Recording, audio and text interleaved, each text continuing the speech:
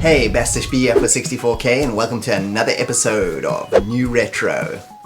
So if you've never watched this show before, the premise is I take a look at a new game on an old retro system, and then we have a look at the inspiration game, the game that might have inspired it. And today's games are...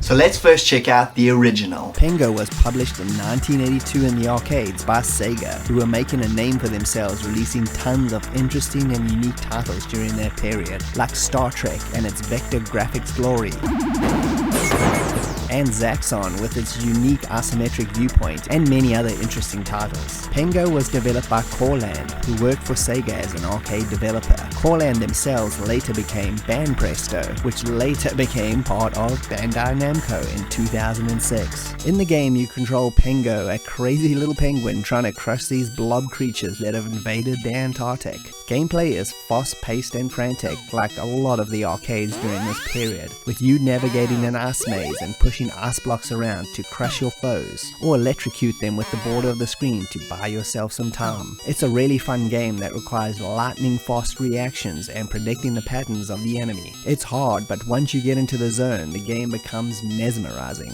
Another aspect of the game that sticks with you is the music, at least the original music, which is a rendition of an instrumental song from the 1960s called Popcorn that is an absolute earworm that you'll never forget. There are actually two versions of the arcade, one with that as a theme and another with just original music. My guess is that Sega were afraid of being sued and they re-released the game with the original music to cover their backs. I'm pretty sure that's also the reason we've never seen any proper modern releases of Konami's marquee arcade game, as that used a rendition of the Beatles' Hard Day's Night as a theme. Just a thought. Pengo itself overall has 16 levels of increasing difficulty, with intermission animations every few levels, just like Miss Pac-Man. The graphics are simple but good looking, with nice colors and animation. It's a tough game initially, but worth the fight to get the flow of its action. It's been re-released over the years in a number of different systems, such as the Atari 8-bit systems, the Sega Game Gear, and even the Sega Mega Drive got an exclusive version in 1995 for Japan only. If you enjoy these single-screen maze arcade ROMs in the Bomberman style, then Pengo is going to be right up your alley.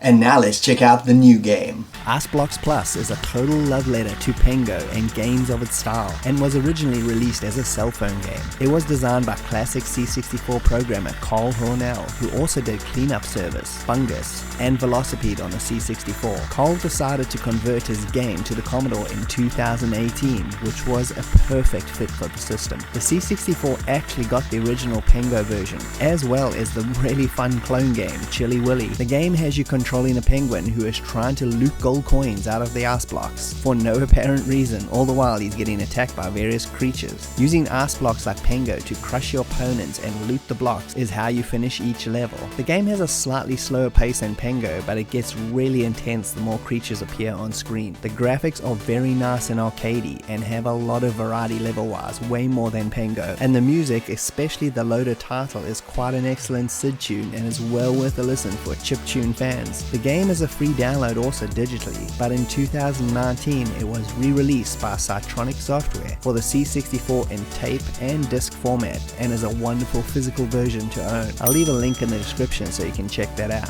It's a fun game in a classic arcade way that fits really well gameplay and style-wise on the old bread box. And thanks for joining me, Bastish B at 64K. If you can like and subscribe, that would be greatly appreciated, and I'll see you next time. Cheers!